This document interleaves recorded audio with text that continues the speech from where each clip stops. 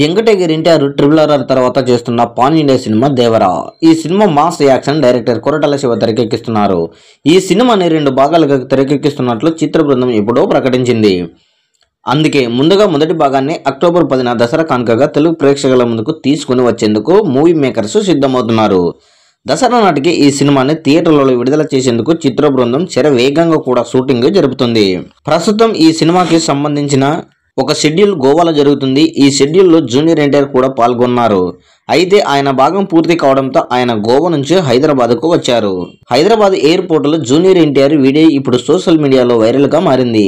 ఈ సినిమా మీద కొరటాల శివతో పాటు జూనియర్ ఎన్టీఆర్ కూడా చాలా ఆశలు పెట్టుకున్నారు. ఎందుకంటే రాజమౌళి సినిమా చేసిన తర్వాత హీరోలు ఏ సినిమా చేసినా అది పెద్దగా డిజాస్టర్ అనే టాక్ చాలా సార్లు రుజువైంది. దాన్ని తప్పించుకునేందుకు ప్రయత్నం కోసమే చాలా ప్రతిష్టాత్మకంగా ఈ సినిమాని రూపొందిస్తున్నారు మేకర్స్.